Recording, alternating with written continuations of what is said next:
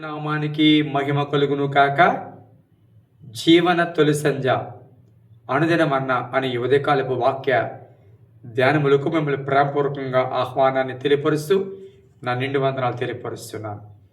ప్రభునందు మాకు అత్యంత ప్రియమైనటువంటి దేవుని పిల్లలారు ఎలా ఉన్నారండి? క్షేమకరంగా ఉన్నారా? మరి నిన్నటి దినమంతా క్షేమకరంగా గడిచింది కదా? గడిచిన రాత్రంతా చక్కగా నిద్రపోయారా? దేవుడు మనల్ని ప్రేమించి మరొక శ్రేష్టమైన దినాన్ని మనకు అనుగ్రహించి ఉన్నాడు.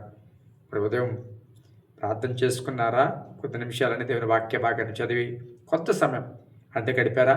ఒకవేళ ఇప్పటికీ గడపకపోతే కొద్ది నిమిషాలు వాక్యాన్ని చదువుకుని ప్రార్థన చేసుకుని అప్పుడు మీ దినచర్య ప్రారంభించాలని ప్రభు పేరట మీకు మనం చేస్తున్నాను. ఉదయకాలం ఒక మాటను మన జ్ఞాపకానికి తెచ్చుకుందాం.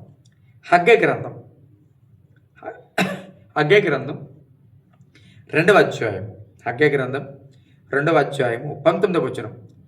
కొట్లలో ధాన్యం ఉన్నదా?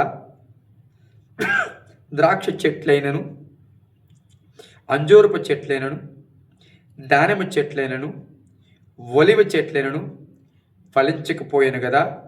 అయితే ఇది మొదలుకుని నేను మిమ్మను ఆశీర్వదిస్తాను. విన్నారా?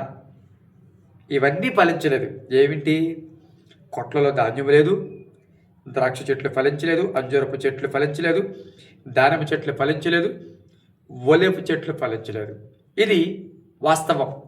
ఫలించలేని స్థితి ఉంది. కానీ ఇది మొదలుకుని నేను మిమ్మల్ని ఆశీర్వదిస్తాను. అంటే ఇప్పటి వరకు జరిగింది. ఇప్పటి వరకు శిక్షణ అనుభవించారు, లేకపోతే ఇప్పటివరకు ఫలించని స్థితిలో ఉన్నారు, ఇప్పటివరకు అభివృద్ధి పొందలేని స్థితిలో ఉన్నారు. కానీ ఇది మొదలుకొని నేను మిమ్మల్ని ఆశీర్వదిస్తాను అంటాడు. అవును ప్రియ బిడ్డరా, గత అనుభవాలను జ్ఞాపకం చేసుకుంటూ ఇంకా ఆ గత తాలూకు స్థితిగతులను జ్ఞాపకం చేసుకుంటూ నువ్వు కొనసాగకు. దేవుడు ఆశీర్వదిస్తాను, ఇది మొదలుకొని నేను కార్యం చేస్తాను అని ఆయనే మాట్లాడుతున్నాడు. పైవచనాల్లో మనం చూసినట్లయితే తెగులు, వడగండ్లు ఇవన్నీ కూడా వారి నాశనం చేసే ఒక్కడైనను తిరిగి రాలేదట. ఎంత నష్టం జరిగినా ప్రభువుని వెతుక్కుంటూ మరలా ఆయన సన్నిధిలో సాగిలపడిన వారు కానీ ఒప్పుకున్న వారు కానీ ఒక్కడైనను తిరిగి రాలేదు అని చెబుతూ మీరు ఆలోచించుకోండి అంటున్నారు. నిజమే, గడిచిన దినాలలో నష్టాలు జరిగినా ఇబ్బందులు జరిగినా మార్పు లేనివాడుగా బ్రతికేవేమో. కానీ ఇప్పుడు కోపించుచునే వాత్సల్యం చూపించే దేవుడు నీ పక్షంగా కార్యం చేయాలని ఆశపడుతూ ఉన్నాడు. అవన్నీ ఫలించలేదని నీకు మాత్రమే దేవుడికి కూడా తెలుసు. నీ పరిస్థితి ఎలాగుందో, నీ ఫలింపలేని జీవితం ఎలాగుందో, అన్నీ ఓడిపోయినట్లుగా కోల్పోయినట్లుగా నీ జీవితం ఎలాగుందో అది దేవుడు చూస్తున్నాడు. అయితే ఆయన కనికర సంపన్నుడు కాబట్టి మళ్ళా వాత్సల్యత చూపిస్తున్నాడు, మళ్ళా ఆయన దయ చూపిస్తున్నాడు, మళ్ళీ కనికరం చూపిస్తున్నాడు. ఇది మొదలుకొని నేను నిన్ను ఆశీర్వదిస్తాను అంటున్నాడు.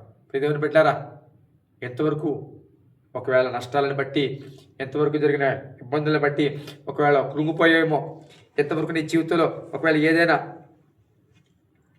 ప్రతికూల పరిస్థితులు బట్టి ఒకవేళ ఏంటి పరిస్థితి ఎలాగ వచ్చింది, ఏంటి ఎంత నా స్థితిలో ఎలాంటి మార్పులు వచ్చాయి అని ఒకవేళ అనుకుంటుంటే దేవుడు మాట్లాడుతున్న ఖచ్చితంగా నేను నిన్ను ఆస్వాదించబోతూ ఉన్నా, నేను నిన్ను దీవించబోతూ ఉన్నా. ఈ మాట నమ్మితే కనుక నాతో పాటు కలిసి ప్రార్థన చేయి.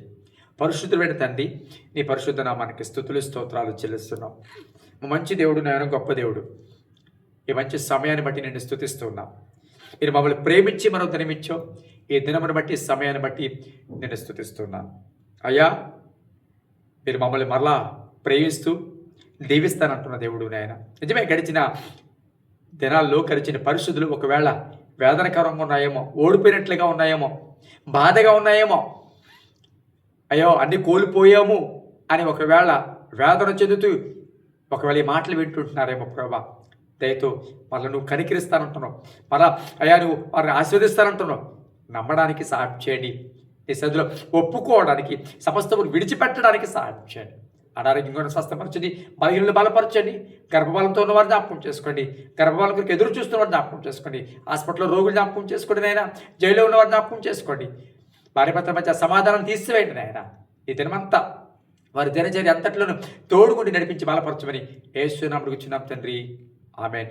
Thank you. God bless you.